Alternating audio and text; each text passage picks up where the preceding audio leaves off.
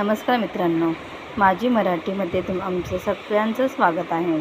बघा, आपण मागील 2 व्हिडिओमध्ये आपण स्वर, व्यंजन आणि बाराखडी शिकलो आहोत. आता ही बाराखडी कशी लिहायची ते मी तुम्हाला दाखवणार आहे. आता सर्वप्रथम आपण बघूया क पासून. आता आपण बघितले की अची मात्रा. ओके, हा झाला क. आता क नंतर का येतो म्हणजे आची मात्रा. आच्या मात्रेसाठी आपण त्याला एक असा काना देतो, त्याला म्हणतात का. बघा, कला आ लावला तर काय होतो का. आता त्याच्यानंतर येतो ई. ई म्हणजे रस्व ई. रस्व ई म्हणजे पहिली विलांटी. मग बघा, कला पहिली विलांटी की. बघितलं, क नंतर ईचा उच्चार येतो की. आता तसंच कला दीर्घ विलांटी दुसरी की झाला की.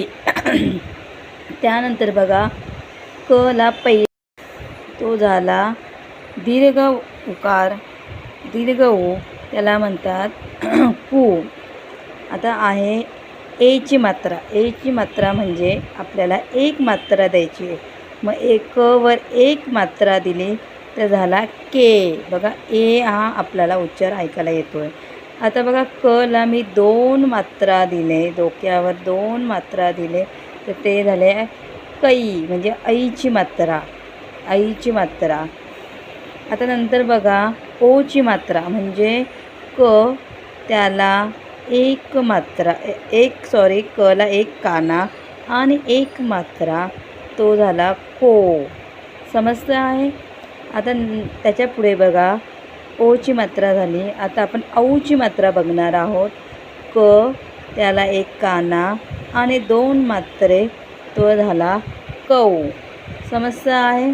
आणि त्यानंतर नेहमीप्रमाणे अनुस्वार द्यायचा कम आणि विसर्ग द्यायचा कहा. बघा, अगदी सोपी आहे. एक जरी तुम्हाला बाराखडी समजली तर तुम्ही पूर्ण बाराखडी बनवू शकतात.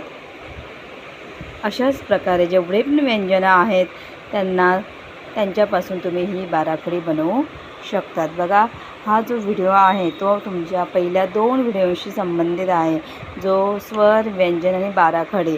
तो जर तुम्ही व्हिडिओ बघितला तर त्यानंतर तुम्हाला हा व्हिडिओ लगेच